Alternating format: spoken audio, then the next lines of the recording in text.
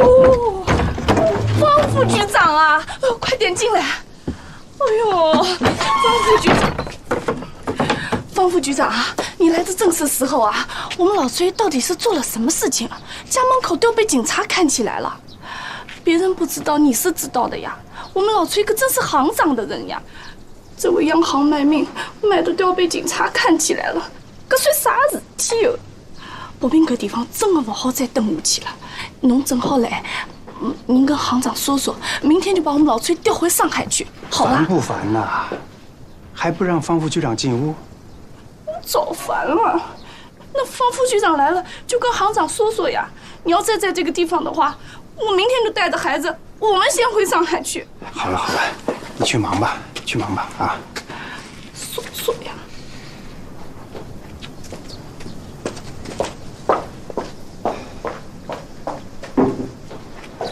这么忙，你还来看我？进屋说吧，崔叔。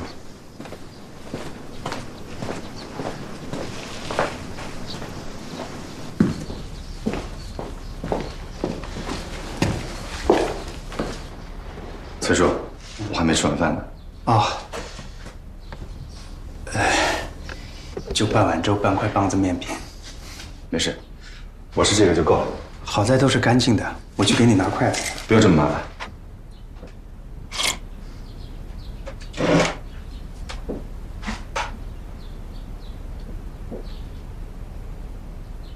崔叔，家里真这么困难？博勤和平阳可正在长身体。行里给我的薪水是不少，可法币再多也赶不上物价呀。可你是央行北平分行的金库副主任，手里没有美元外汇，人家也不相信呢。我手里当然有美元外汇，可那是行里的，不是我的。现如今，中央银行像崔叔这一级的官员还这么清廉，我相信你，人家可不相信你。崔叔，有些时候，好人做过了头，未必有好结果。你说的对，你来之前，你崔婶还跟我吵架呢，一口一句我把黄金、美元都拿到外面去养女人了，我怎么说得清啊？哎，就让他猜疑吧。喂。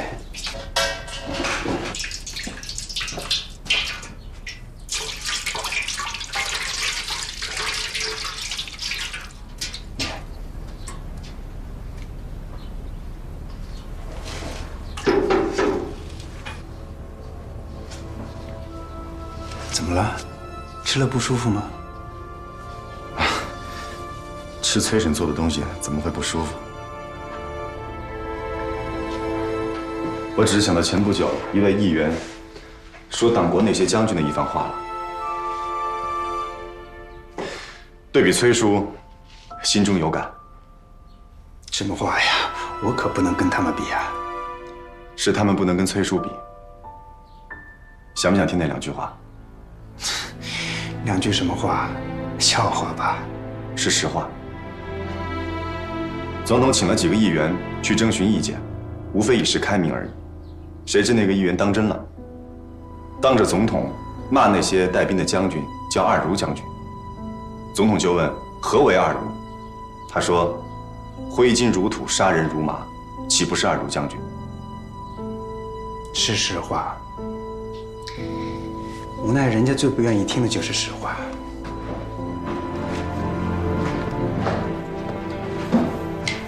我愿意听实话。崔叔，你帮我爹这么多年了，无论行里的开支还是你家的开支，你都是精打细算。行里的人可没有对你少怨言。现在，连崔婶这么好的女人都开始埋怨你了。你这样做为的是什么？行长是信任我才让我管了钱，我当然应该这样做。不这样做，我还能哪样做？可是，在南京，你对有些人也是挥金如土吧？就没有心疼过？当然心疼。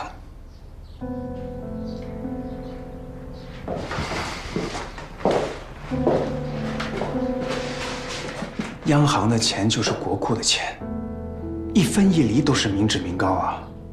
可是你不给他们行吗？别说是我，就是行长，你今天不给，明天不给，后天就撤了你，换上一个愿意给的人。我爹我知道，可对于崔叔你，我还是不明白。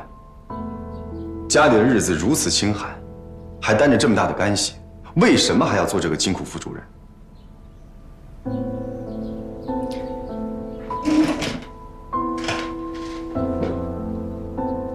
孟伟啊，我的身世你也知道一些，父祖辈没有给我留下家当，砸锅卖铁供我读我兰财会学校，遇上了贵人就是你爹，在上海便给了我银行职员的位子，带我来北平又让我当了这个金库副主任，你现在问我为什么要干，我怎么答你啊？我不干，我又能去别处干什么呢？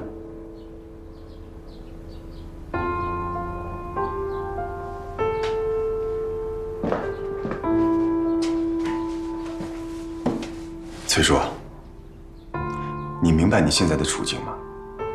我明白，能说给我听听吗？有些能说，有些不能说。把你能说的说给我听。为了行长，也为了你，更为了我和孟敖的交情，这次去南京活动，我被人怀疑上了。加上北平民事调配委员会和军方物资管理委员会的账是我在经手，这里面有贪腐，我必须要接受调查。上面的人厉害啊，竟然让孟敖来查我。这一坎虽然难过，但是我不怕。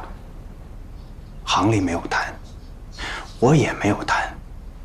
他们查到一定的时候，不会真的查下去。现在我过不去的只有2道坎儿，说出来你也帮不了我。我帮不了你，我帮不了你，还有谁能帮你啊？谁也帮不了，我听天由命。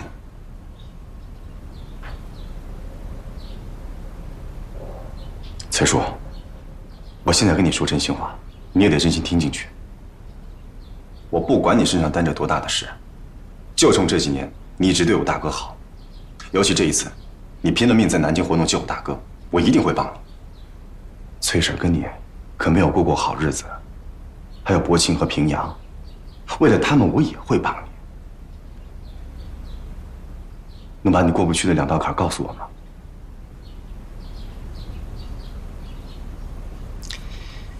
我说，你就是帮不了我，也得藏在心里，不然你就反而害了崔叔，也害了我一家。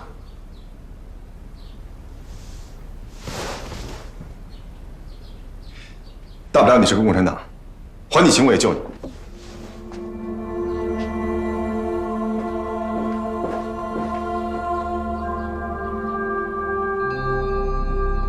我现在什么也不能说了，就凭你刚才那一句话，吓也要把你崔婶吓死。话都已经说到这个份上，你还不能告诉我吗，崔叔？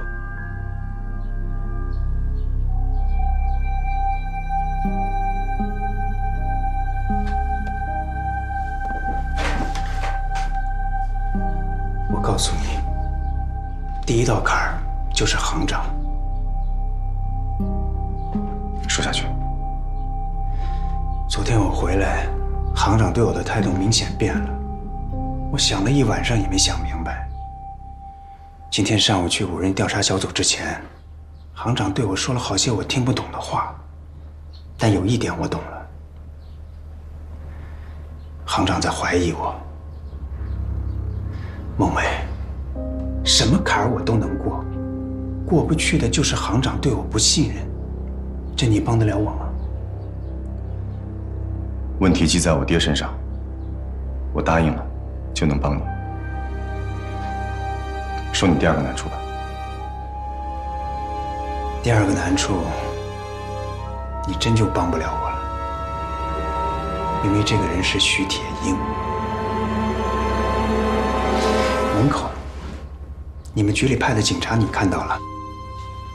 昨天徐铁英派孙秘书到火车站来接我，你也在。刚才你不是说到那个议员骂那些将军们的话吗？我现在就告诉你，你的这个新任顶头上司就是个二如局长。当然，他不会像别人那么招摇，现在就挥金如土。可他开的口比好些人都大，不为现在，是为了将来能够挥金如土。他杀人从来就没有眨过眼，现在又兼了个北平警察局长和警备司令部的侦缉处长，他杀人就更容易了。共产党他会杀，可只要与他无关，他未必会杀。但有一种人他必然要杀，就是挡了他财路的人。孟伟，现在好些人的财路都在崔叔手里管着，哪一天我要是顾不过来了，就成了挡了别人财路的人了。以前有行长罩着我，别人未必敢动我，可现在连行长也怀疑我了，别人杀我就是迟早的事儿了。到了那个时候，你崔婶儿还有薄情平阳，还望你多照看点儿。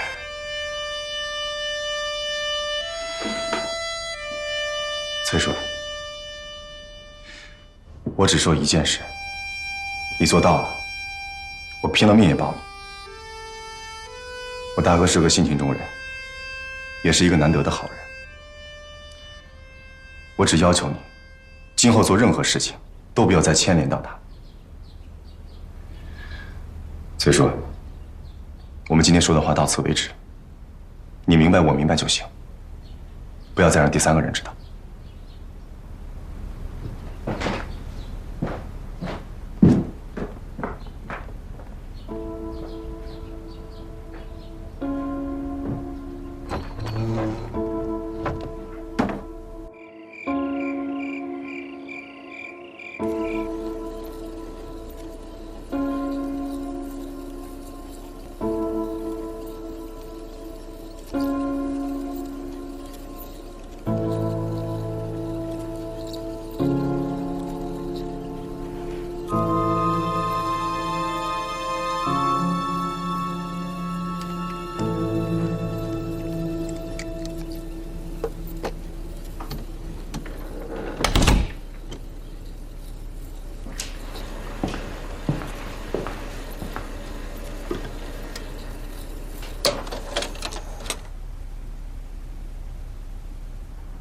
你对孟敖和孝玉的交谈怎么看？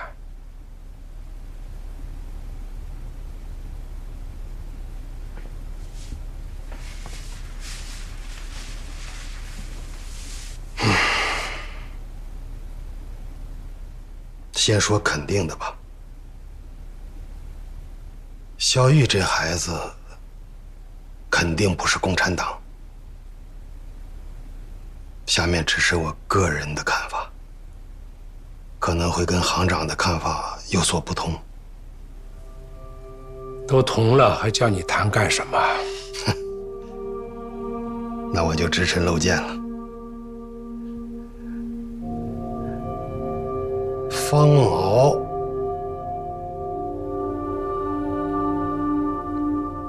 也不是共产党。何以见得？他要是共产党，他为什么还要找共产党？陆毅你也听了，孟敖这孩子，他不会装假。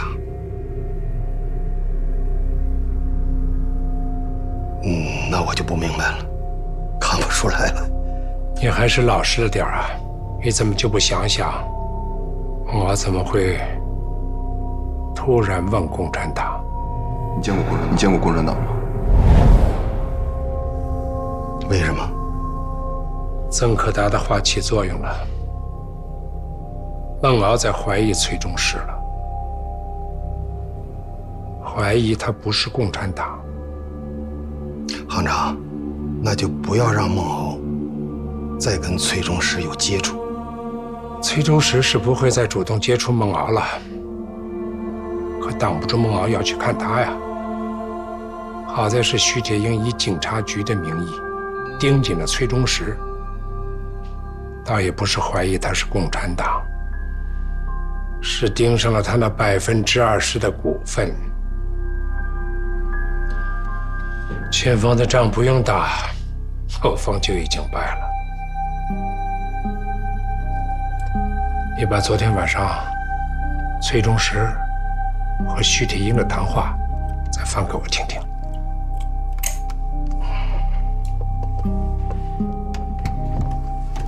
行长稍等。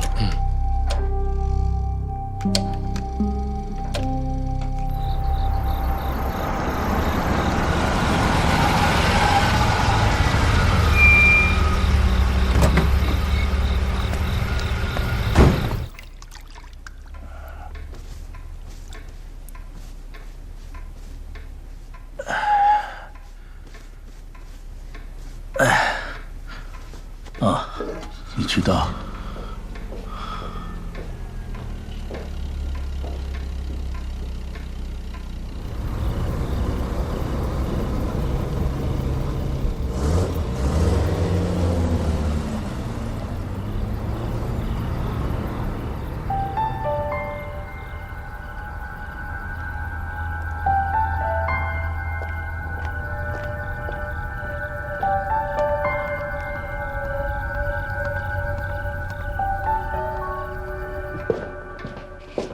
今天没有学生被抓进去吧？全国各大报纸都已经报道了，他们也不敢不收两个。那你没有去吧？没去。今天各大学去的教授不多，听说正商量着联名上书呢。不只是东北的学生，现在是北平各大学的师生都已经很多天没买到配给粮了。抗战苦了8年，抗战结束了，还在受苦。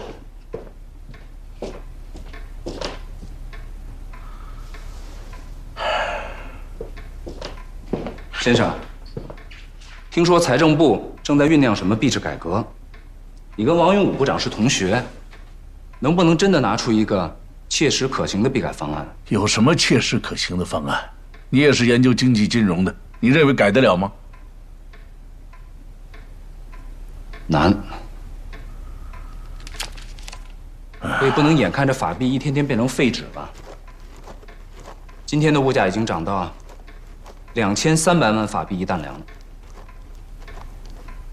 老百姓活不下去了，许多公教人员也都活不下去了。是啊，你回来之前，方行长他来过，也提起过这件事。他提到过币制改革。他是央行的人，他最清楚国民政府的家底，拿什么来搞币制改革？他是什么意见？他希望我帮他搞一个币制不能改革的方案。哼，哎，先生。我说一句不该说的话，您不要生气啊。你说，你说。和方不停这样的人交朋友，您不觉得有损清誉吗？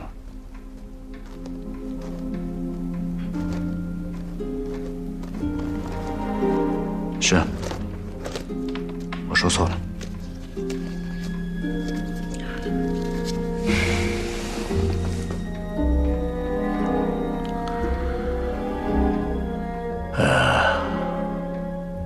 纪伦，我也正有件事要问你，你要跟我说心里话。先生，请说吧。你是看着小玉长大的，你觉得小玉长大了吗？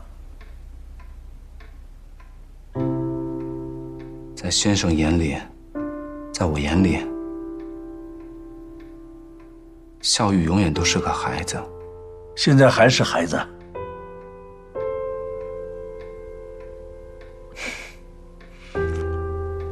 可是，小玉在别人眼里已经是大姑娘了。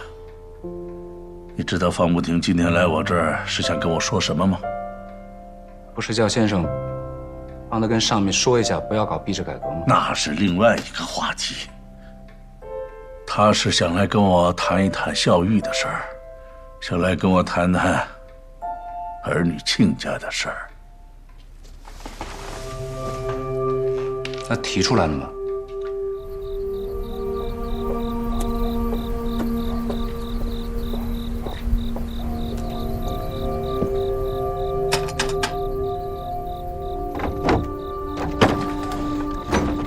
请进吧，在里面等你呢。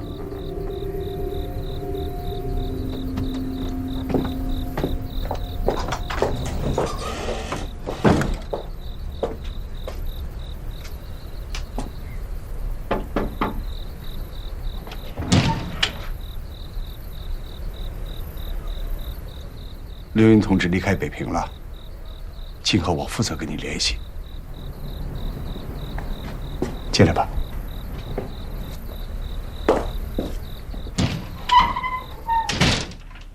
先生的话我不太明白。你跟我说话不要这个样子。那我能什么样子啊？现在的青年都在追求自由，包括孝玉，我没有权利过多的去干涉他。你心里还是明白吗？你也还是一个青年，怎么就不追求自己的自由？这几天，小玉竟往方家跑，你知道不知道？我也姓刘，今后你就叫我老刘吧。我还是叫您刘叔吧，以前我对刘云同志也这样叫。我是从解放区来的，工农出身，看着不太习惯吧？刘云同志说了，知识分子就应该向工农学习，往后刘叔多教教我。那我跟你一样，也得好好的向工农学习了。坐。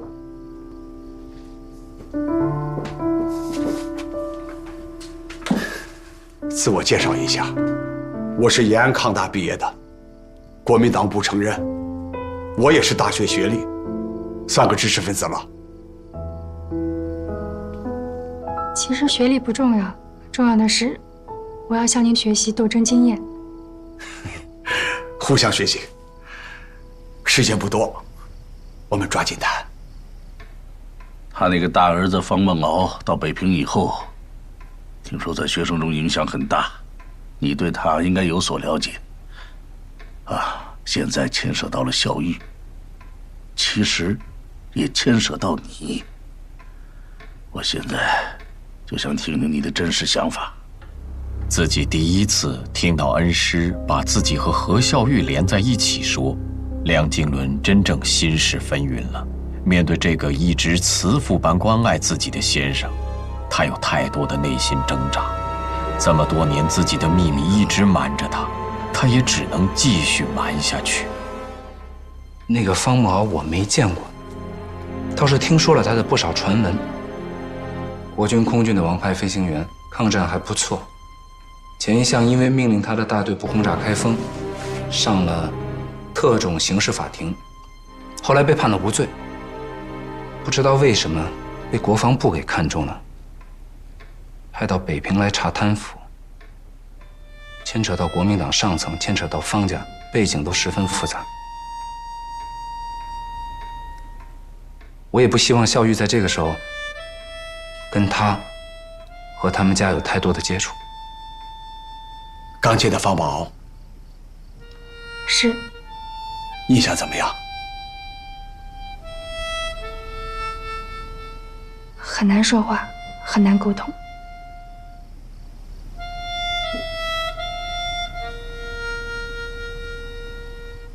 他一上来就问我见过共产党没有，我当时就紧张了，不知道该怎么回答他。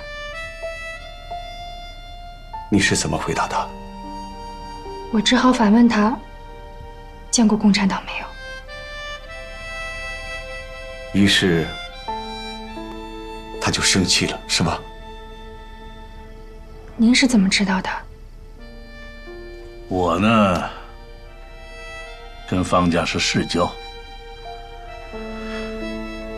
那个时候，小玉的妈和方梦敖的妈关系也很好，两家的孩子因此常在一起。方梦敖在孩子里年长一些，对他弟弟、对木兰还有孝玉都非常好，所以孝玉的妈呀，就经常夸他是个懂事的孩子，有出息。可这都是10年前的事了，10年了。这个方梦敖就因为妈妈、妹妹被日本人炸死，他一直不跟他父亲往来，也不认这个家。一个人在外面生生死死的，自己也不成家。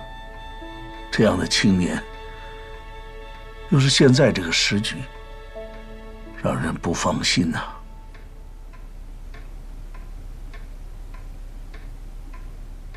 那先生想让我跟孝玉谈些什么？孝玉也是从小就没有母亲，或者做父亲呢，有些话不好问。你是不是从侧面问问他，他对方梦敖印象如何？这个时候，只有你能够开导他。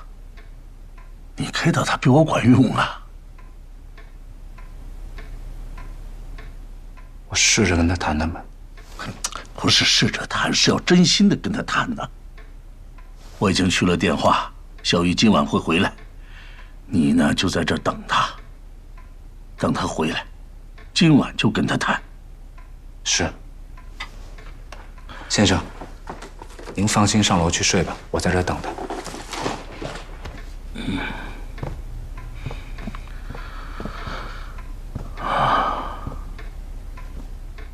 等等他，好好跟他谈谈。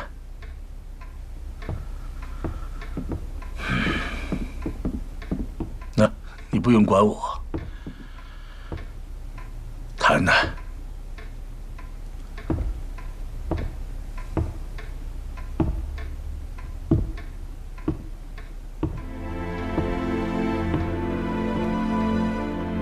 小玉同志，我把情况都告诉你。方梦敖同志是我党单线发展的特别党员，原先一直跟他联系的那个同志，现在不能跟他联系了，他当然心里焦虑。他问你见没见过共产党，就是这种情绪的表现。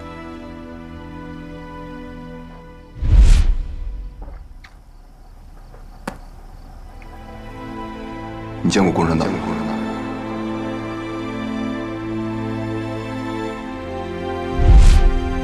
北平的学生多数都倾向于共产党。你是进步青年，有可能见过。我下面问的都是闲谈，你知道就告诉我，不愿意也可以不回答，好吗？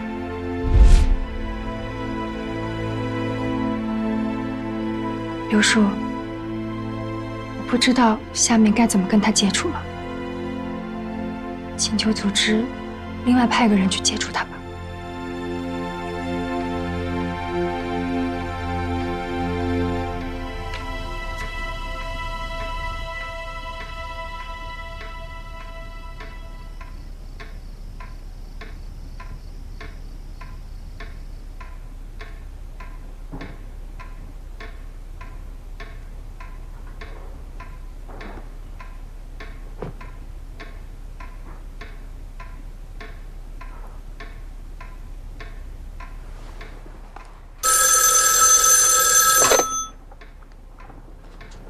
你好，梁教授啊，严先生，你那个方案所需要的资料找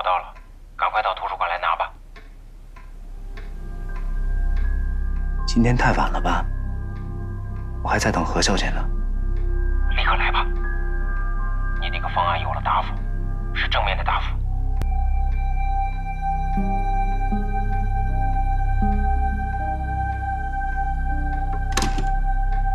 职业的经验让他有一种直觉，严春明的兴奋背后好像隐藏着一个很深的计划。严春明察觉不到，他察觉到了。你不能这么想，这个任务是刘英同志经过深思熟虑后做的决定，我无权改变。我们也曾交换过意见，这个任务对你来说是艰巨了一些。可是除了你，没有第二个人能去完成。何况学运部梁经纶同志他们那边也给你安排了同样的任务。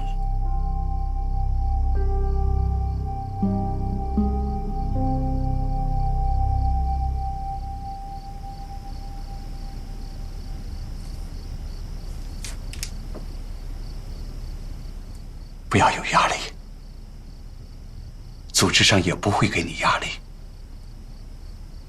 你的任务很简单，就是接触他，发现他可能有危险情况，及时向我汇报。汇报的方式还是先通那个电话。这里不能常来。最重要的一点，你务必记住，你是以学运工作部那边交的任务去接触方老敖的，而不能让任何人知道是刘云同志和我交的任务。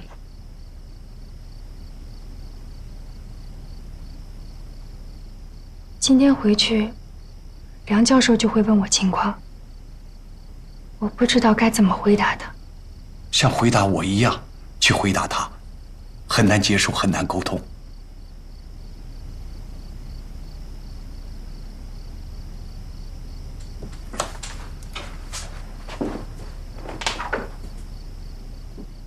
刘叔，我总觉得让方梦敖同志这样下去，他会有危险。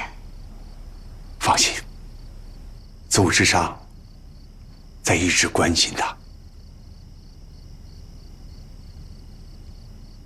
那我先回去了。小雨同志，第一次见面，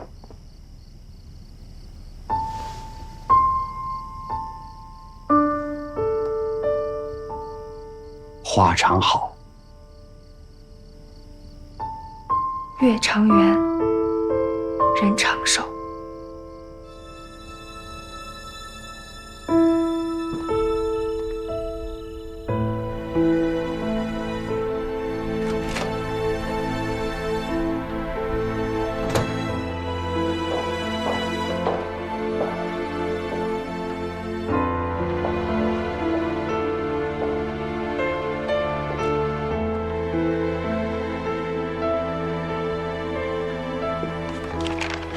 小玉，因急事我出去了，约1、2小时便回。到家后忘等我一谈方家的事，累了便在沙发上小憩。注意休息，注意身体。梁经纶。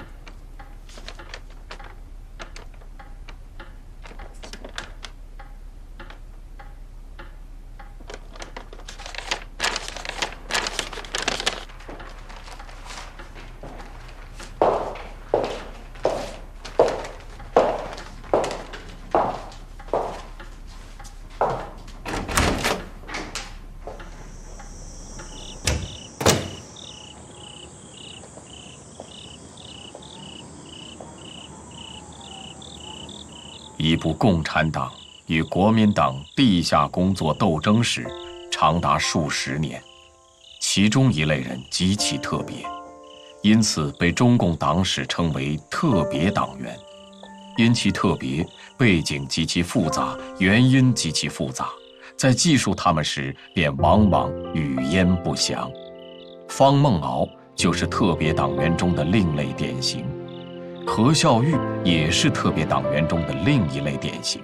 现在，因为中国共产党和中国国民党政权长期斗争已届决战阶段，命运将这2个特别党员连在了一起。花何时常好，月何时长圆？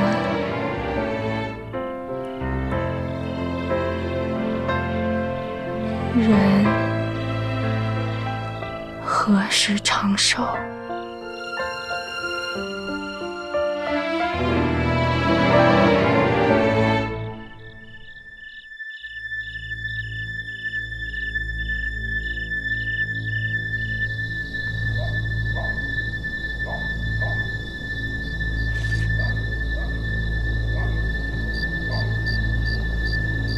不是说好保证11点到站吗？啊，你们看现在几点了？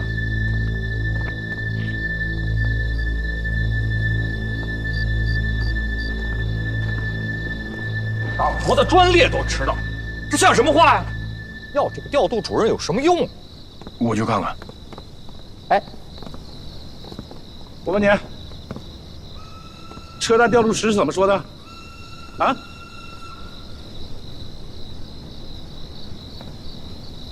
不是，南京那边怎么说的？我告诉你啊，今天晚上粮食运不到，明天你们自己到警备司令部报道去。哼，混账王八蛋！你平时不干事啊？刀架在脖子上了，死不行的东西！编一队。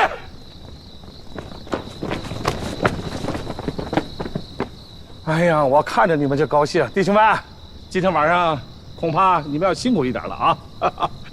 上面都交代了，今晚听老站长的。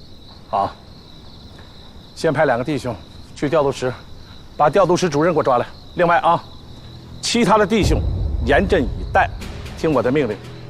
到时候我说抓谁，立刻就给我抓啊！明白。嗯，跟我来。是。局长，局长，我把这个调度主任给你请来了，你亲自问他。你是主任呐？我就是。抓起来！啊！哎呀，马局长有新命令。哎，等等，你让他说，说。我刚接到电话，说运粮食的专列要12点才能到，还说这车上的粮食大部分都是军粮，要等到国军第4兵团他们的运输车队到了之后，我们才能。什么？军粮？第4兵团什么车队？乱七八糟的！你跟老子说清楚了。一共2个电话，第一个是天津打来的，说这趟运粮的专列要12点才能到。第2个电话是国军第4兵团司令部军需处打来的，说这个车上的粮食有800吨是运给国军的，让我们必须等他们的运粮车队到了之后，然后听见没有啊？那1000吨粮食是我们的啊！他第4兵团还要拉走800吨呢啊！狗娘养的养子公司，好啊，好，黑的好，敢涮老子！哎，那个方大队长是不是在粮库等粮呢？报告局长，是，他们早就在仓库等着验收今晚运来的粮食。局长啊，我把那宵夜啊、茶呀都准备好了。混账王八蛋！我谁让你说这些呢？赶快打电话，请方大队长他们大队马上到这儿来。你就告诉他，你就说第4兵团要抢学生和老百姓的配给粮，赶出去！局长，我能不能不说国军第4兵团来抢粮啊？来，给我拿把枪来。交。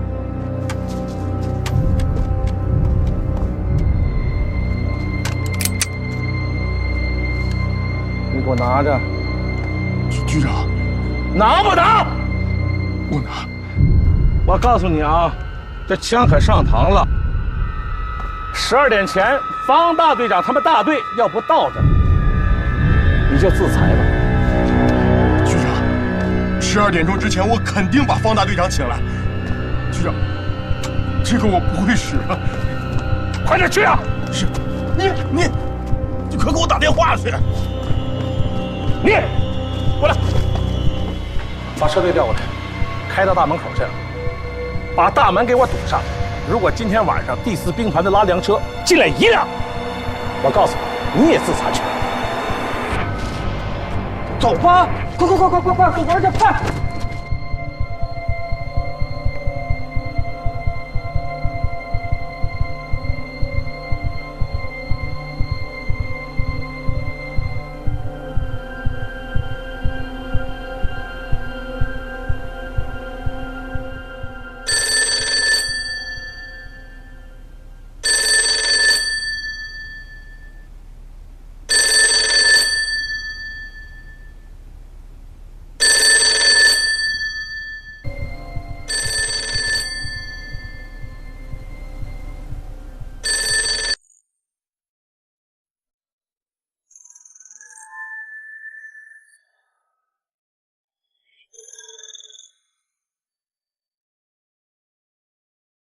哇，先送给弟兄们，今天晚上恐怕要有一场火拼呢。不过你们放心啊，我给你们站长打好招呼了，出了事儿他顶着。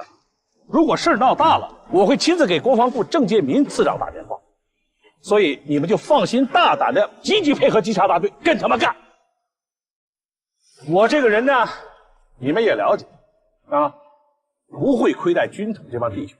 老站长您放心。今晚这些兄弟都听您的。好，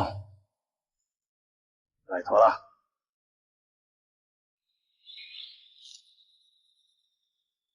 我那个马扎呢？在棚子底下。你去，把那马扎给我拿来。好不好？是。好。我问您，这列车进哪个道？第2道。你把马扎给我放到铁轨中间去。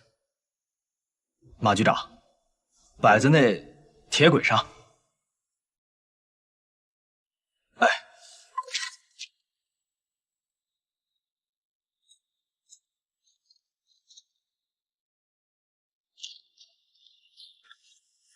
洋的扬子公司，老子今天晚上就跟你们干上！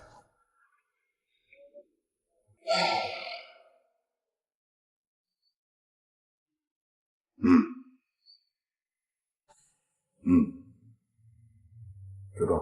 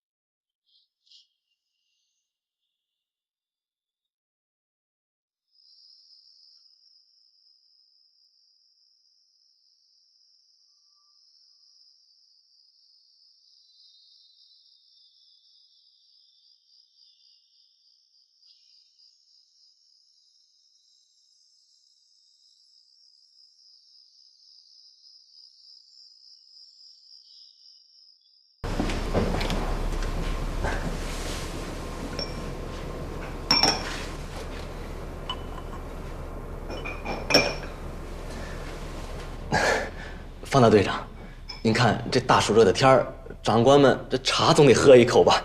您老就下个命令吧。问你，你得说实话。大队长问，属下一定说实话。你不是我的属下。这些东西平时都是供应给谁的？都是供应各党部和政府机关局以上长官的。知道了，你们出去。是。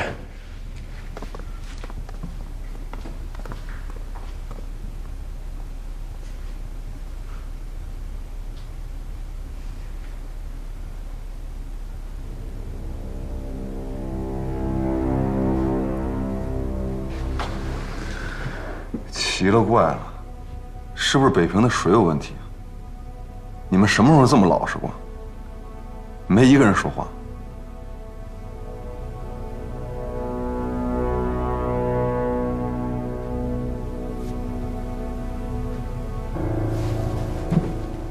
队长，你是不是遇到什么困难了呀？你要是遇到什么困难，就跟我们说，这不能什么事儿总让你一个人担着呀。什么困难？特种刑事法庭都过来了，还有什么事担不了？我说该记住的事儿不记，一个个琢磨我干嘛？没心没肺的。问你们个问题，你们回答。今天本该是什么日子？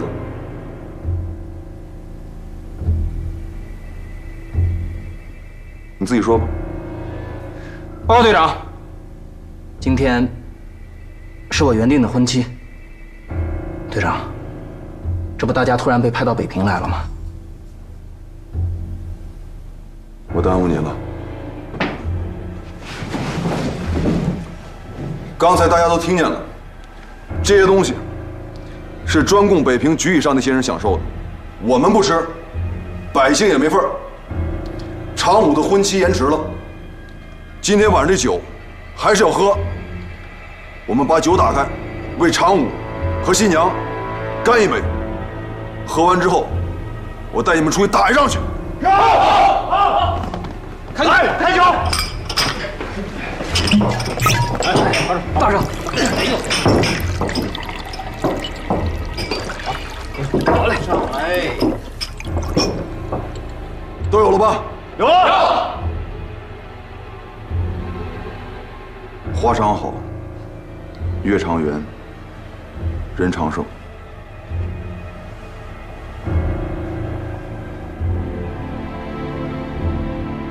喝呀！是。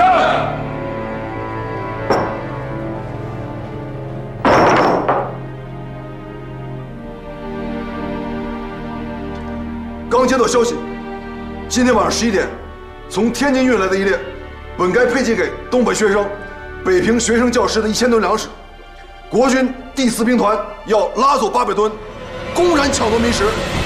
我们现在就去车站，一粒粮食都不能让第4兵团的人拉走。听我的命令，常务、袁刚，到！你们2个留在这里，其他的人跟我走。是。队长，队长。队长，我明白你的意思，无非就是咱们跟第4兵团的人去干一仗。队长，我陈长武不要这样的照顾。队长，我也不要这样的照顾。行动有危险，更该一块去。我家里有老娘，咱们哪个弟兄家里没有亲人？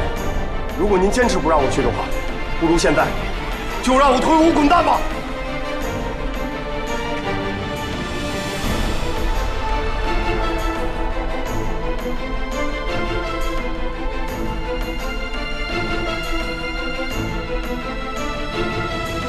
起因祸福必趋。好，出发！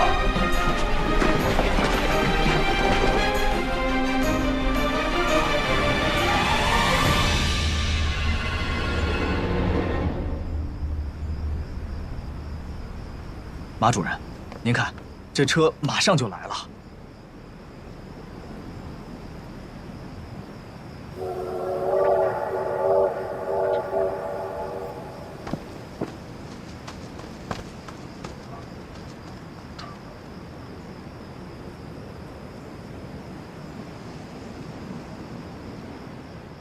王一航，局长，我在呢，我在呢。国防部经济稽查大队呢？现在还没到12点呢。方大队长说了，12点前他准到。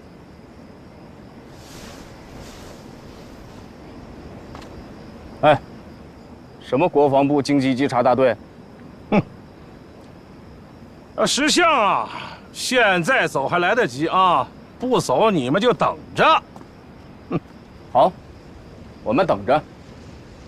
戡乱救国时期，敢和我们抢军粮，我倒要看看来的人是谁。找死的东西！混账王八蛋！你刚才骂谁呢？啊！你一个小小的中校，我告诉你，你们陈副总司令都不敢骂我，知不知道？嘿，你骂我，你再骂一句啊！马局长，你喜欢骂人，我们还真没工夫陪你。哼！与共军决战在即，敢和我们抢军粮的，我的任务只知道抓人杀人。好啊，那你你现在就把老子抓了？你过来抓！你怕呀？啊，你个狗日的！你抓！你怕？你抓！你都别动！国防部保密局，都别动！李连长，把他们血口缴了。是，一排的过来。告诉你们了，我是国防部保密局。走，拿回来！快！告诉你们了，我们是国防部保密局，还敢动手，知道后果吗？枪毙！抢夺国军军需，破坏前方军事，什么他妈国防部保密局，都给我抓了！快！好，李连长，把马局长也请到那边去。是，马局长。你个狗日的！啊！你目无政府，目无党国，居然敢抓老子！有种，你向老子开一枪！你开枪！开呀你啊！马局长，我劝你把手放开。我不松！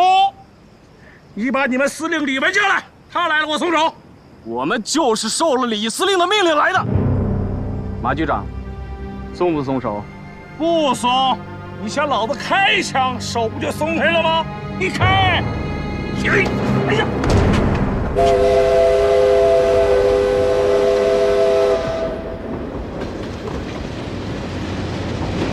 走，快！走！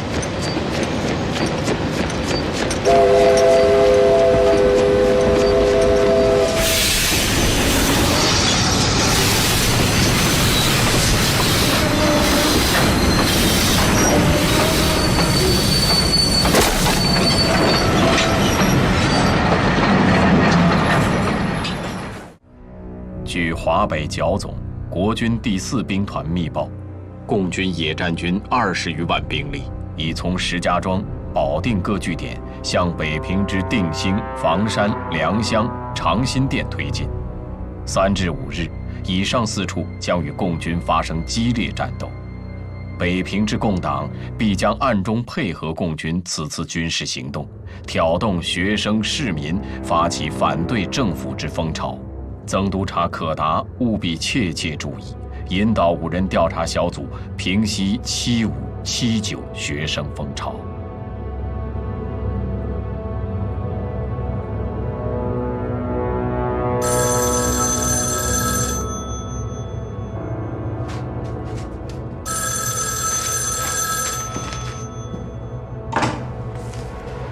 我是曾可达。可达同志，今天晚上可能会出大事。出什么大事？国军第4兵团突然到了北平火车站，要将天津运来的粮食拉到第4兵团去。方茂敖大队马上也要来北平火车站。马汉山和他民调会的人没有在火车站吗？他们早就在这里了。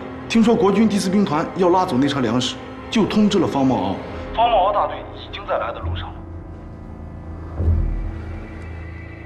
好，你们继续观察，有任何情况，随时报告。是。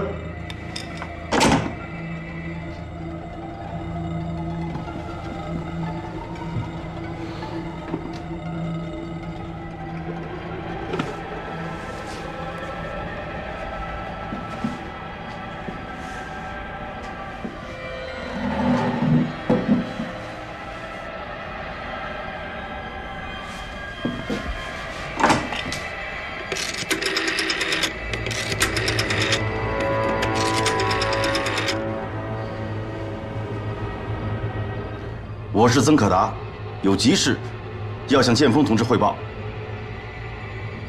好，谢谢。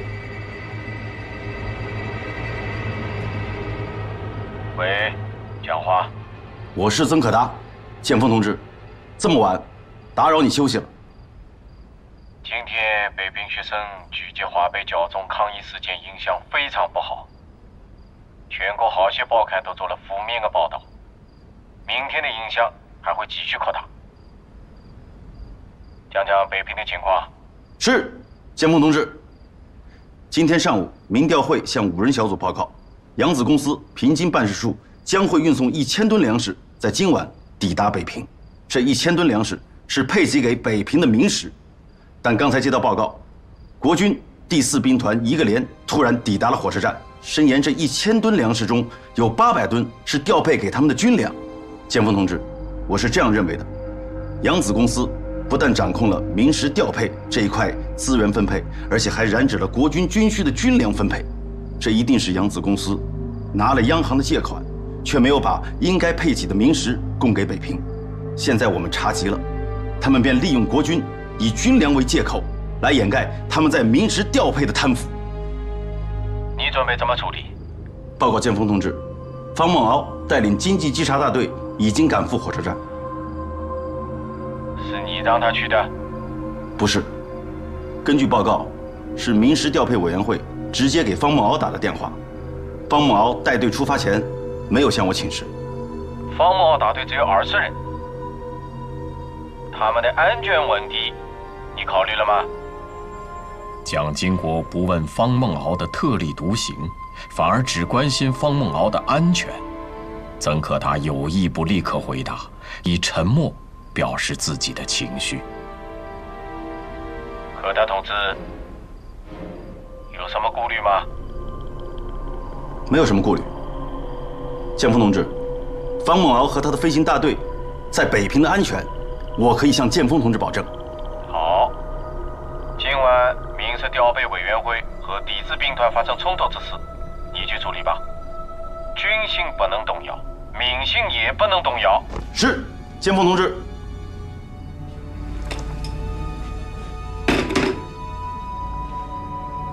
王副官，蒋经国重用方梦敖，曾可达一直心存疑虑，保留有自己的看法，却又担心剑锋同志怀疑自己妒忌人才，既不敢进一步坦言心迹，又不能放手控制方梦敖。今晚发生这样的偶然事件，蒋经国依然如此，听任方梦敖的率性而行。念想至此，他有了主意。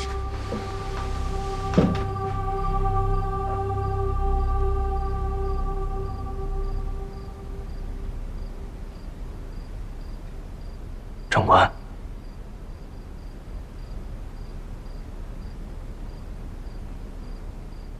准备便服。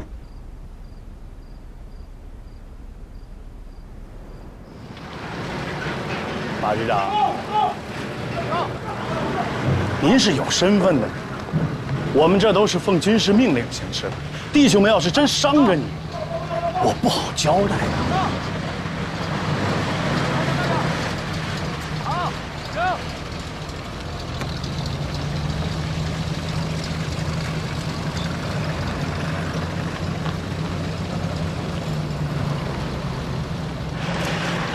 对呀！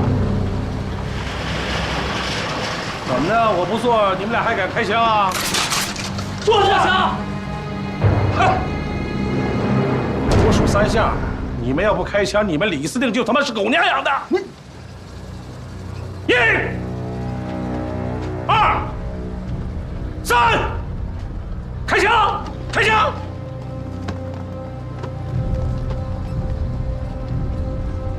哼！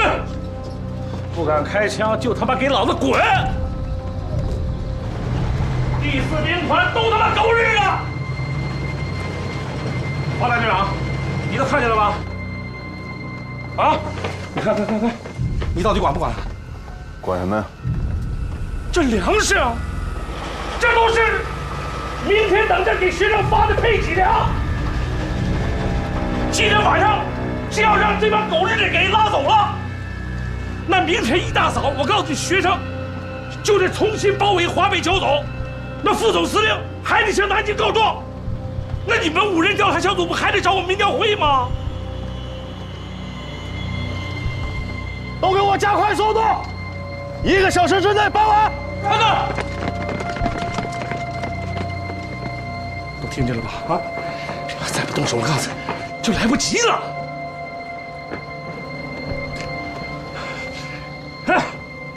狗日的第4兵团，你们他妈真有出息，还像个军人样吗？从学生嘴里抢粮，狗日的！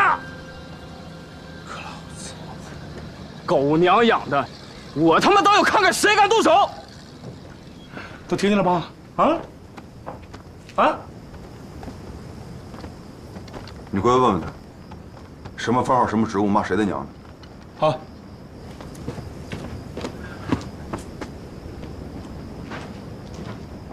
哎，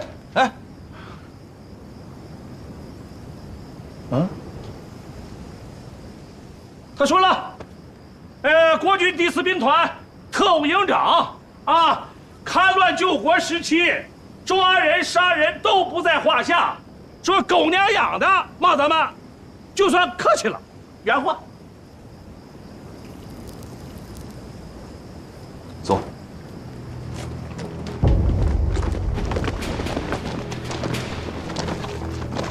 国二大先说，什么番号、什么职务，叫什么姓名？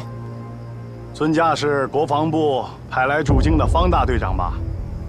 我是国军第4军团军需处处长赵广达。赵处长，幸会。幸会。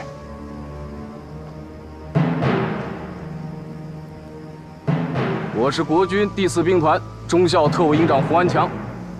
方大队长，幸会。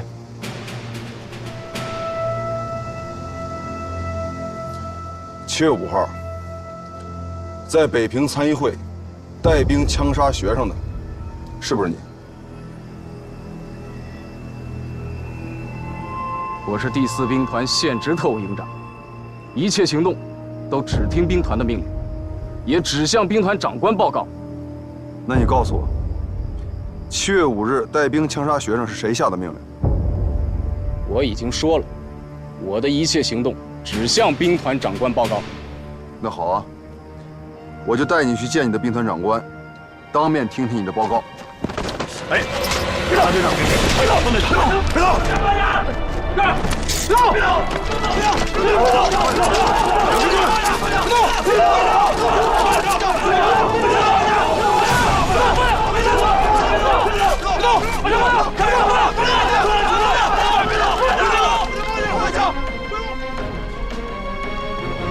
都别过来，把枪放下！放下！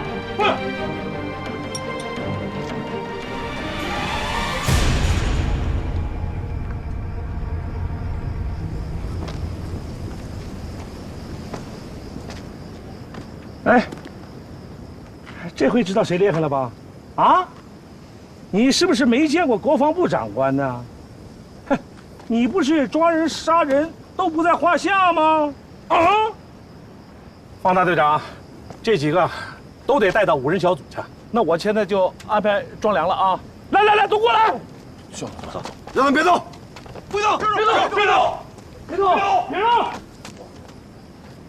方大队长，那都自己人，民调会的。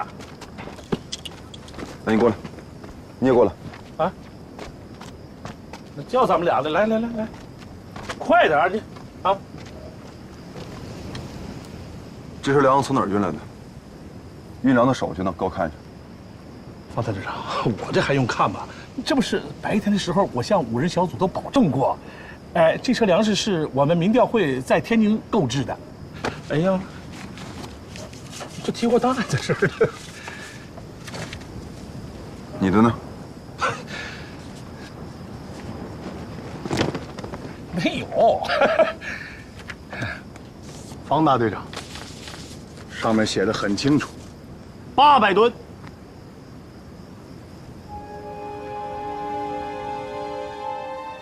哎呀，这扬子公司，这心真他妈黑了，一家货买2个主。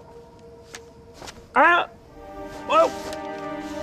押车的都在那尾车上呢，是不是派人把他们抓起来啊？国强，到，带个人把押车抓过来。是，有，我走。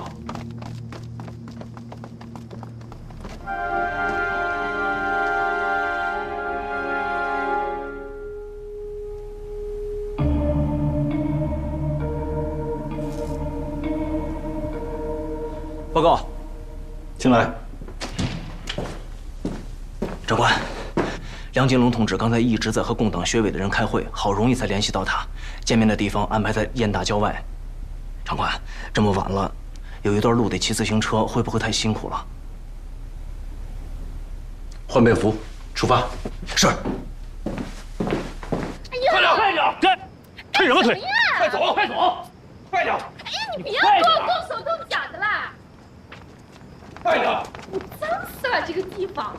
哎呀，马局长，张处长，怎么回事？有什么问题吗？有什么问题你们两家协商解决嘛？啊！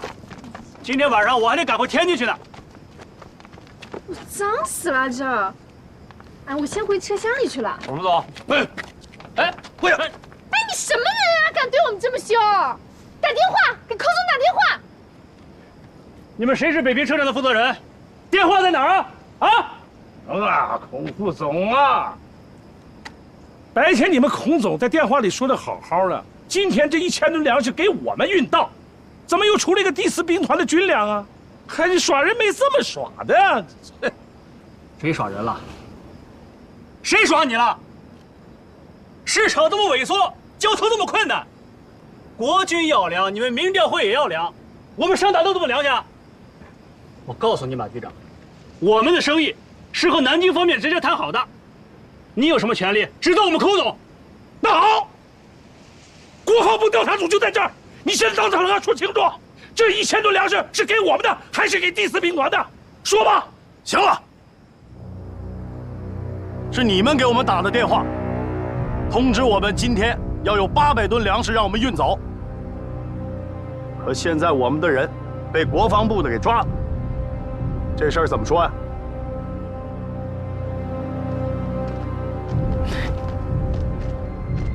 是国防部的？请问是国防部哪个部门的？回头他们俩问话。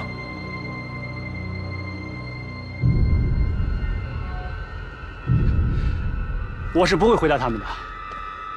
不管你们是哪个部门的，都没有权利让我在这儿回话。你们谁要是不明白，打电话给你们上司，向南京方面问去。就是。韩局长，这车粮食你们还下不下了？要是不下，剩下的我可拉回天津去了。去，我们走。走。把人抓了！好，老实点，别动，什么？干什么？走啊！今晚这车粮食全部运回军营。联合粮明天上午叫5人调查小组处理。白带走，走，走，走，哎呦，快走，轻点，快走，快走，走，这什么事啊？快走，走吧，二位。快点！啊，走！你让钱副处长去5人小组。是。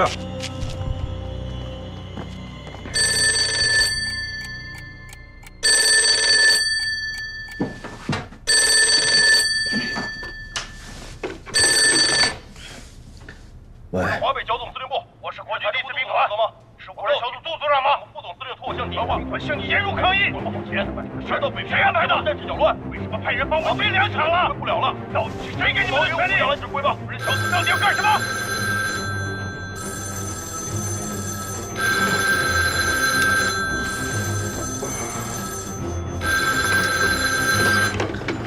临时调配委员会，到底要干什么？是贪疯了吗？共军都要打到北平城，即将与共军血战，天动的全上包围我华北州的军需，特级的专项人质，第4兵团的军粮，我们的军粮，中央银行的钱，银行的钱，到底拨到我们供应委员会没有？啊！我们这个时候派人来抢夺第4兵团的粮和的钱，不买粮，军心何在？得抢我们的粮！你们到底是剿总司令部还是第4兵团？啊？你们的电话局是怎么搞的？我不管。明天早上我们还拿不到那1000吨军粮，就带人把你们院子围了。好，我马上开会。我们5人小组立刻开会调查。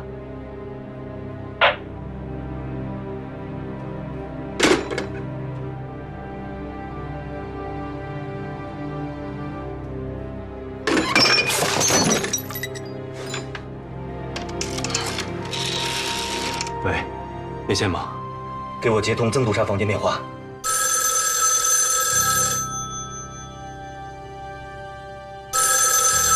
喂，喂，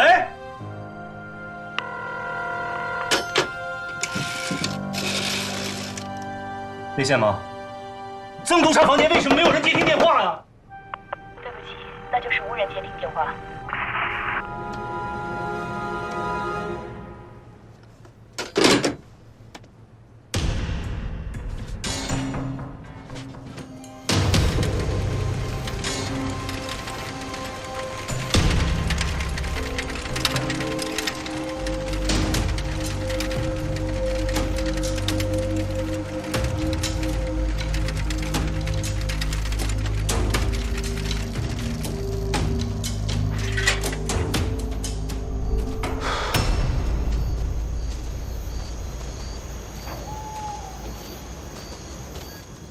何孝玉在昨天是什么时候去见的方梦敖？他们见面以后都谈了些什么？我现在需要知道详细的内容。方梦敖有什么反常的举动吗？可达同志。梁经纶同志，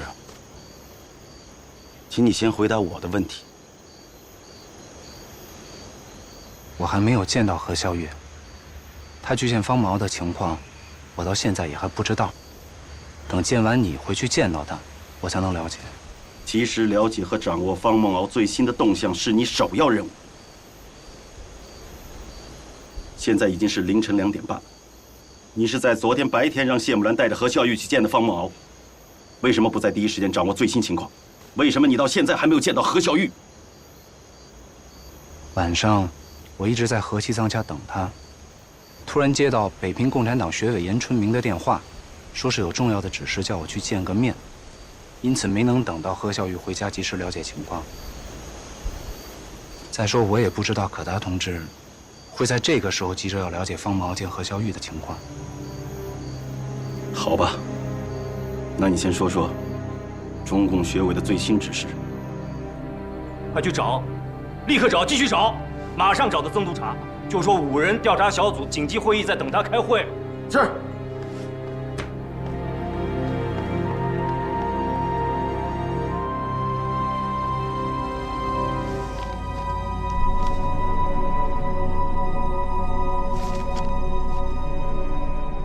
这到底是怎么回事？你们中央民调会和中央银行心里总该清楚。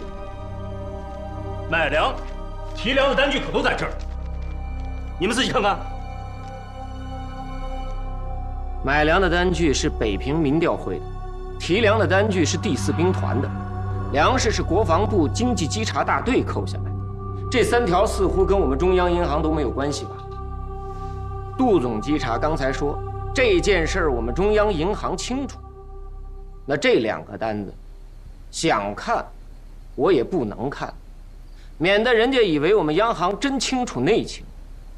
真想看，等曾督察回来一起看。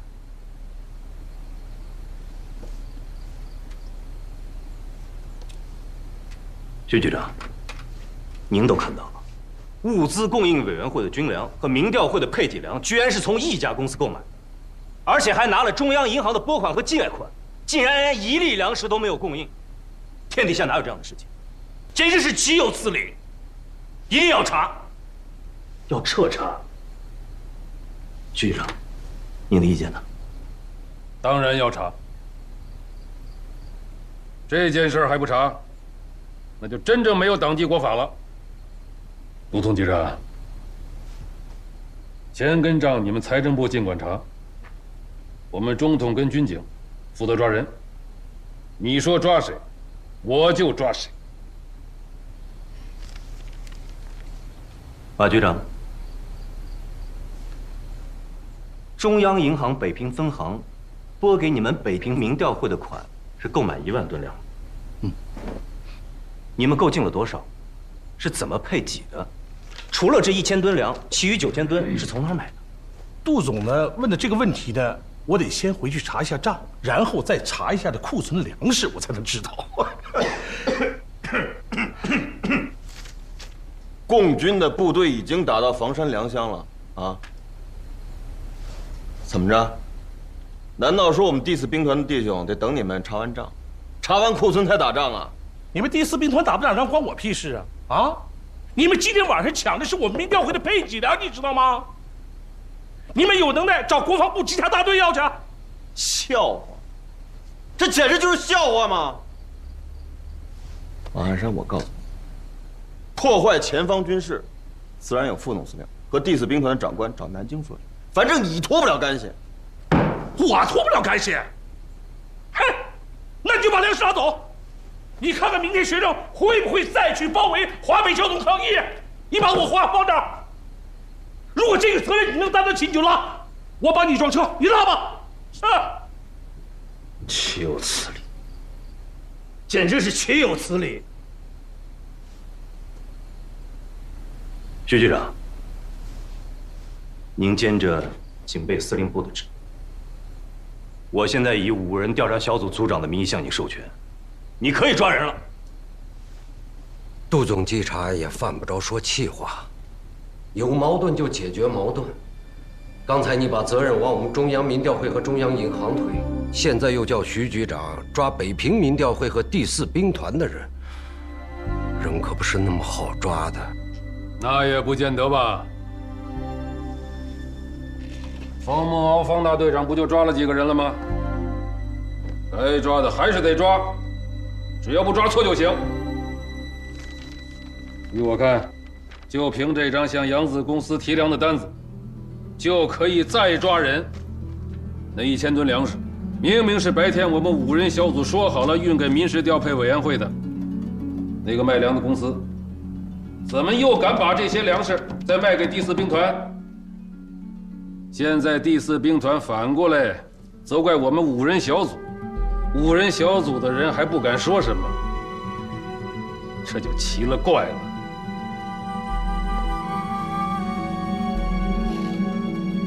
杜总稽查，事情并没有那么难办。通知方大队长，把那2个什么公司的人押过来一问，我就不信供不出几个人来。徐局长，那你立刻命令方大队长把那几个人带到这儿来。方梦敖归国防部管，这个令得曾督察下。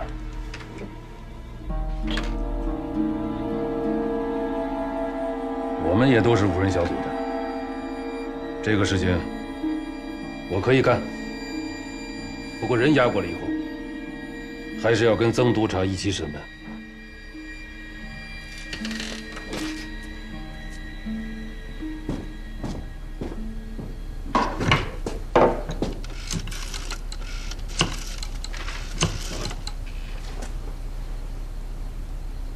来，接方孟伟副局长。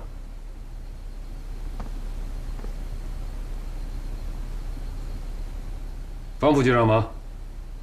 我是徐铁映。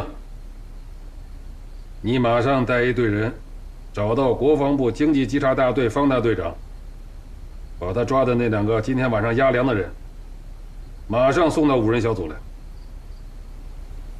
对，马上送到。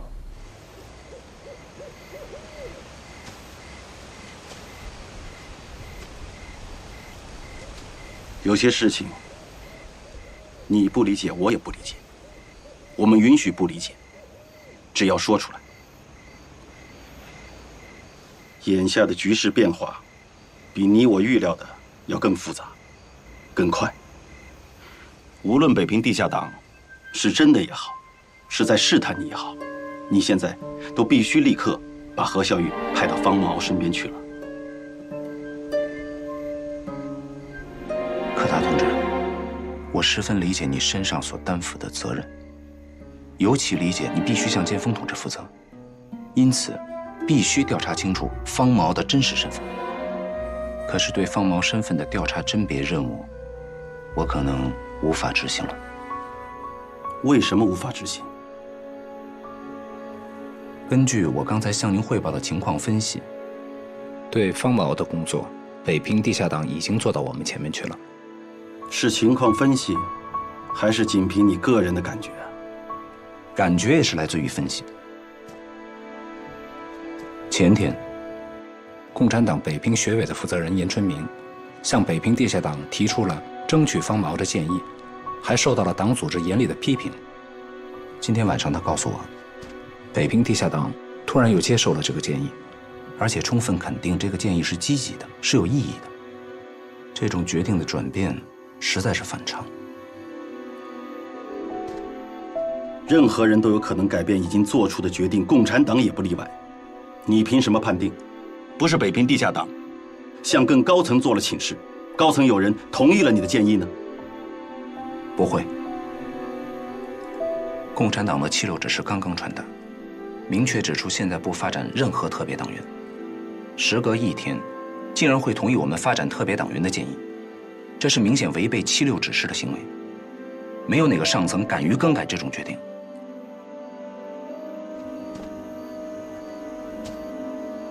那你认为，北平地下党是什么原因让他们在这么短的时间内做出2个截然相反的决定呢？2个原因，一是北平地下党怀疑上我了。第2个原因呢？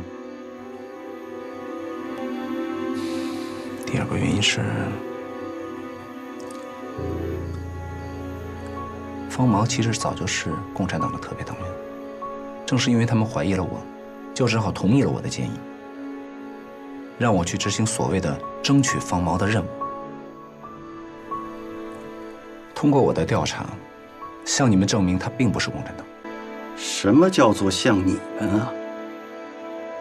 这个你们指的应该是我们吧？我们里面包不包括你？梁金伦同志，你的这种说法暴露了你的思想。共产党利用你的调查，向我们证实方梦敖不是共产党。那你为什么不能通过你的调查向建峰同志证明方梦敖就是共产党呢？不能。只要共产党怀疑上了我，就会有一系列的措施保护方梦敖。最后的结果就是，我很难有证据向建峰同志证明方梦敖是共产党。反过来，北平地下党很快就会发现我的真实身份。那样一来，建峰同志交给我利用何其仓推行币制改革的任务，打击党国内部私产的任务，也就很难完成了。你就不相信我们对你也会采取一系列的保护措施吗？最终暴露的是方梦敖，而不会是你。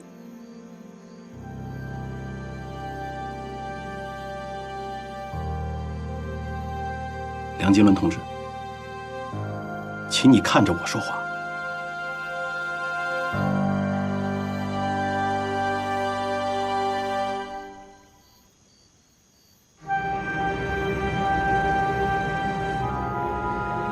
不是我相不相信的问题，柯达同志。真到了那一天，你保护不了我，谁也保护不了我，我也不需要什么保护了。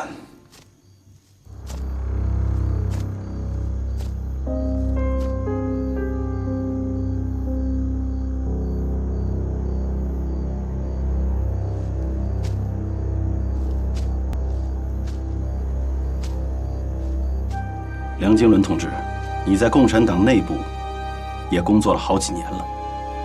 我想问你个问题：你有没有佩服过哪个共产党啊？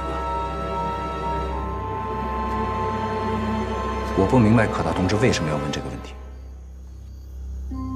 我的理想和我所选择追求的主义，不会让我去佩服任何一个共产党。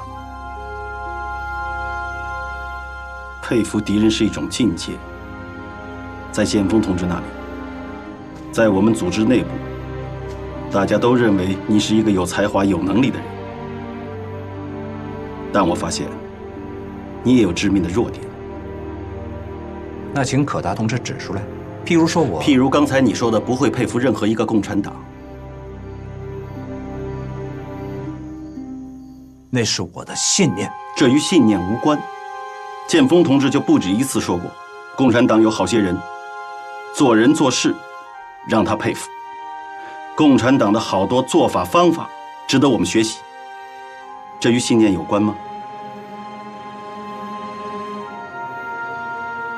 我想说一个我佩服的共产党人，他干的工作跟你相似，愿不愿意听？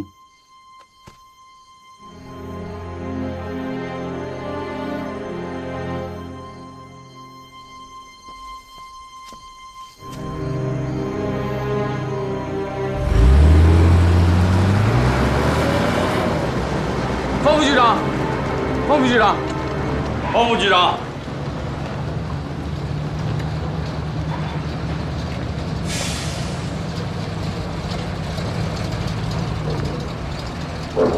什么都不要说了，我去跟方大队长说，董会去放了你。这样放了我们就没事了，就要到南京去，毙了那个靠我们的人，我绝不罢休。闭嘴！你是北平警察局的？麻烦你过来，把我们俩放开，不要把事情搞大了嘛。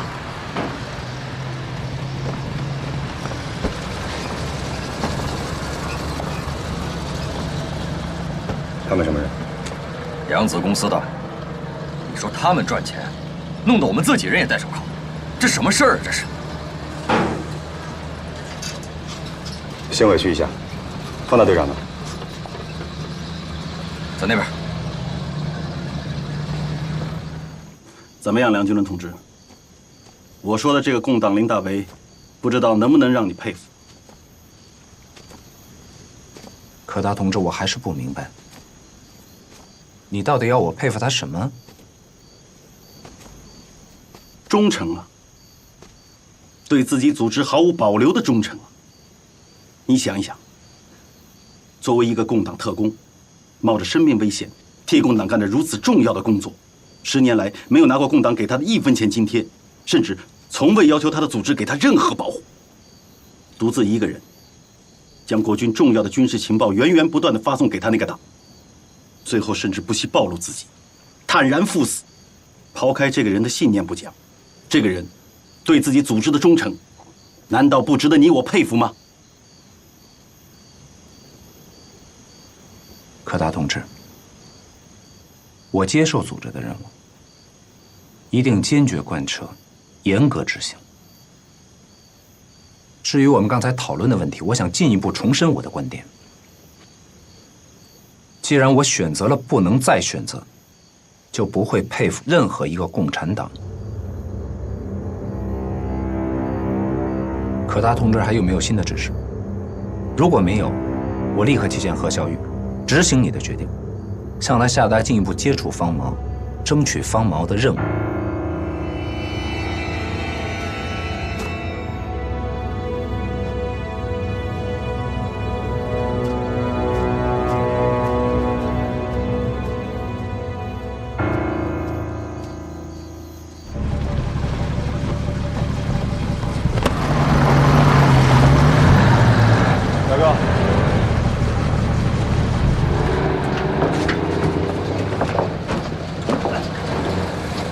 你来干什么？要来应该是徐局长和曾督察来，带着你的人回去。五人小组让我来的。大哥，你干的事情都对，可是你没有干过军情，有些事情不能这样处理。你教教我。我不是这个意思。你先把第4兵团和军统的人放了吧。5人小组，现在等着我把扬子公司那2个人带回去问话。抓一件事就抓一件事情，你别把事情牵涉太宽了。你过来。这扬子公司的人和央行北平分行有什么关系？不会没关系吧？你说那2个人和央行北平分行的行长有没有什么关系？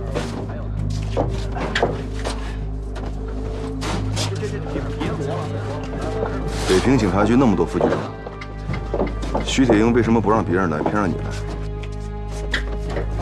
方副局长，你是干军警的，知道该怎么处理事情。但你要真知道该怎么处理事情，就不会傻傻的带着人来接受这个任务。我可以不认央行北平分行那个行长这个爹，但你做不到。你要是做不到的话，就不应该来。明白吗？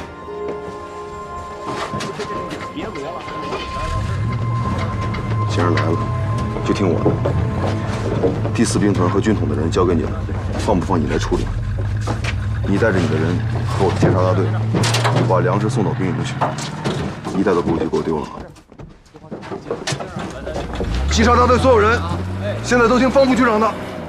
郭金阳跟邵元刚跟我走，把扬子公司的2个人送到5人小组去。是。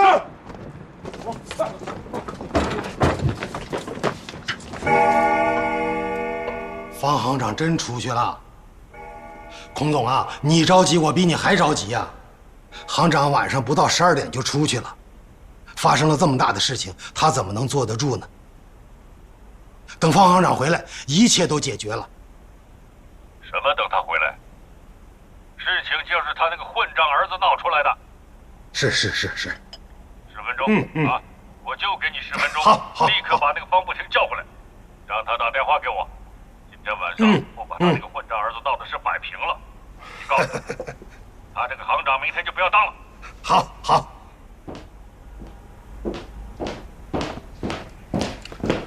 行长，别跟他一般见识了。给我，把电话给我。我说的话你听见没有？我听见了。你还有什么混账话要说吗？回话。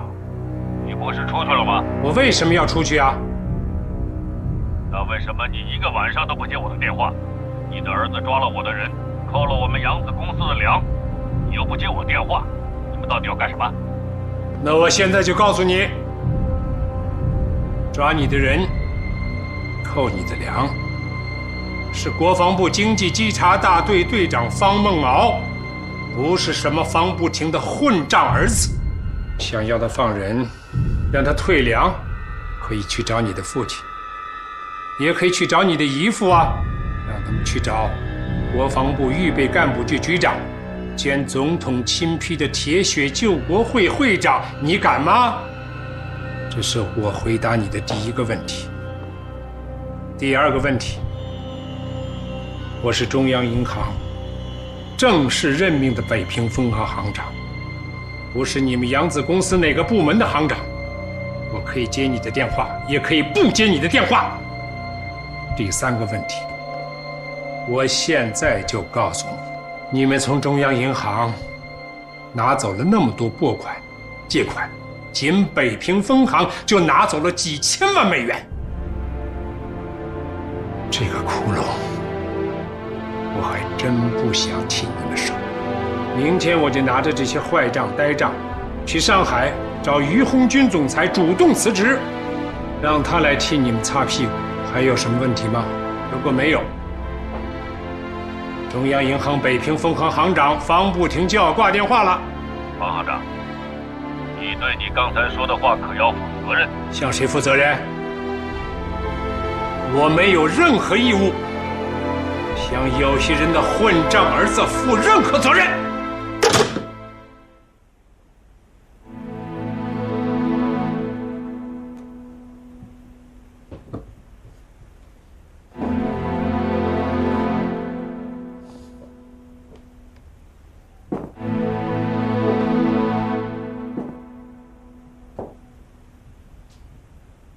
裴东，你说这个中华民国还有药可救吗？行长，中华民国不是你能够救的。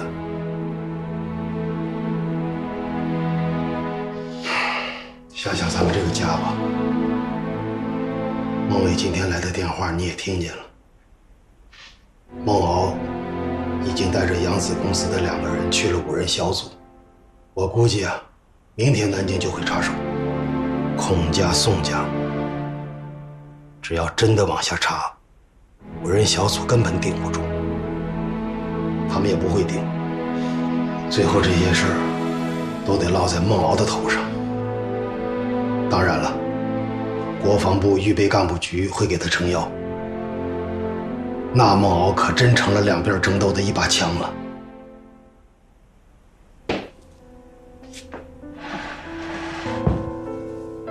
崔中石今天和孟敖见面了吗？你不问我还真不好说。这么说他们见面了？今天白天孟伟去见了崔中石，和他摊了牌，让他不要再见孟敖。这孟伟又搅进去干什么呀？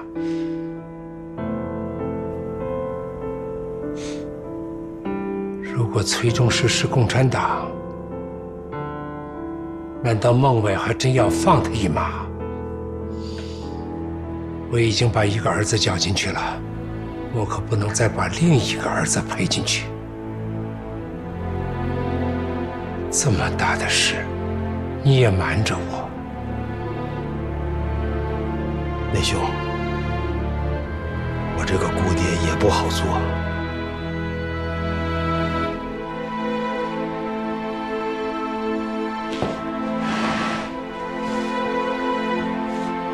我的这2个儿子，就是你的儿子，你可不只是他们的姑爹。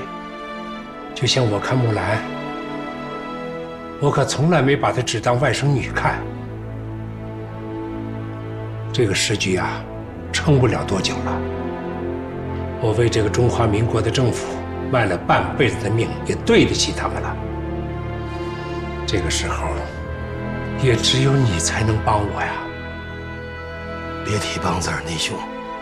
其实咱们2家早就是一家了。孩子的事儿，你说我去做。不光是孩子们的事儿，还有行里的事儿。你要盯住崔中石，要尽快把他管的那笔账全部接过来查清楚。如果他真是共产党，就有机会利用国民党内部的贪腐，把内情继续透露出去。进账走账都在他的手里，他完全有机会把那笔钱转到共产党的手里去。最后他一逃了之，孟敖可就真成了替罪羊了。真要是这样，我现在就去崔中石家，把他带到行里，让他交出所有的账。现在已经3点多了。明天一早看看5人小组那边闹出个什么结果，然后你去找崔中石，我去找何其仓，不管花多大的代价，一定要让他打通司徒雷登的关节。然后我去求顾维钧大使，给孟敖活动一个驻美大使馆武官的职务，让他尽快到美国去。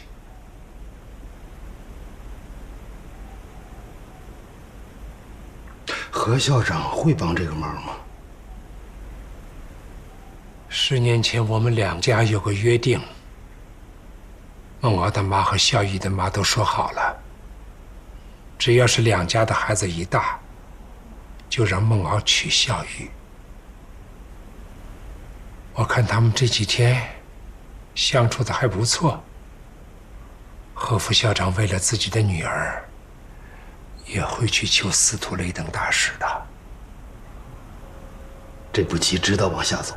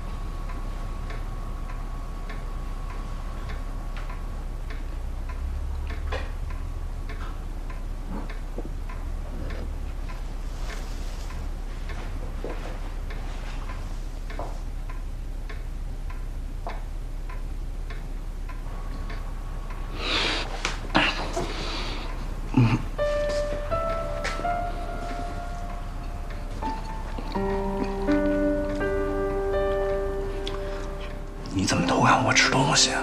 你自己在偷吃，还说人家偷看？爸爸每个月才有半斤特供油，你也太浪费了。这片不要试着吃。够了，留着明天先生做早餐吧。对了，都半夜了，你也饿了？梁大教授，哲学里有没有3难选择？没有，只有2难选择。一个挨饿的爸爸，一个挨饿的先生，我已经是2难选择了。你总不能再给我出一道3难选择题吧？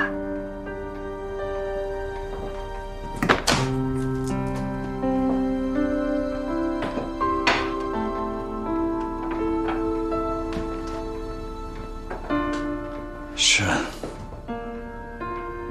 几千年过去了，中国的女性从来就不说自己饿。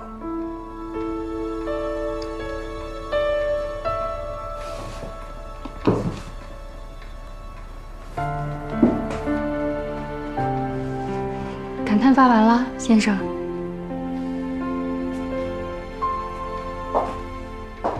让我来猜猜，先生这句对女性的伟大感叹是怎么来的，好不好？就是一句感叹而已，谈不上伟大。你别瞎猜了。我可没有说你伟大，我是想猜猜是哪个伟大的人、伟大的作品，让你发出一句这么伟大的感叹。那你就猜吧。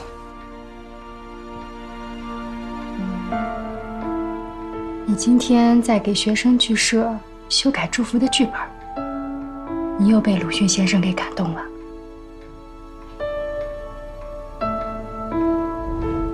要是方梦敖真的爱上了我呢？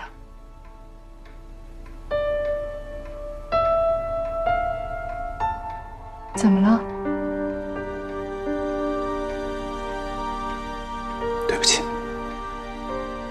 你猜对了。我是又被鲁迅先生感动了，被他笔下的祥林嫂感动了。我好的一个女人，被2个男人爱着，到了最后，她爱的人和爱她的人，2个男人，在她心里变成了把她锯成2半的人。你到底想说什么？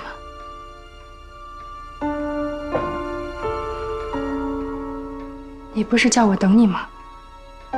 是要谈关于接触方梦敖的事吗？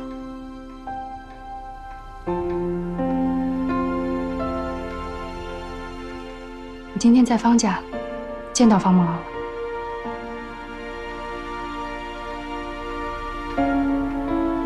这个方梦敖可以争取吗？我不知道。这个人很难接触，很难沟通。我是问他能不能争取。能够争取。那你刚才说他很难接触，很难沟通，那是因为我没有好好跟他接触，跟他沟通。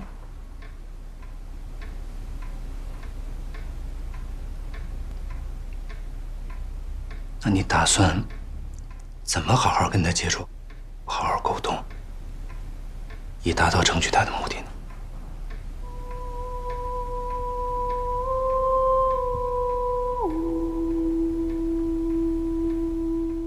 我想知道，你是在代表谁，叫我去争取方梦敖？你可以告诉我，也可以不告诉我。我帮你说出来，你不要点头，也不要摇头，保持沉默就行了。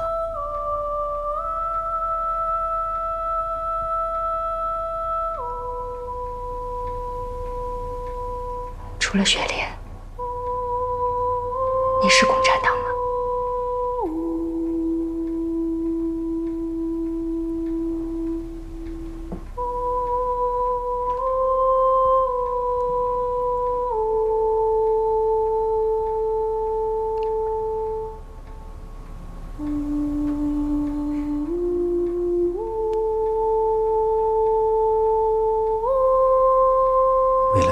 汗交迫的人民，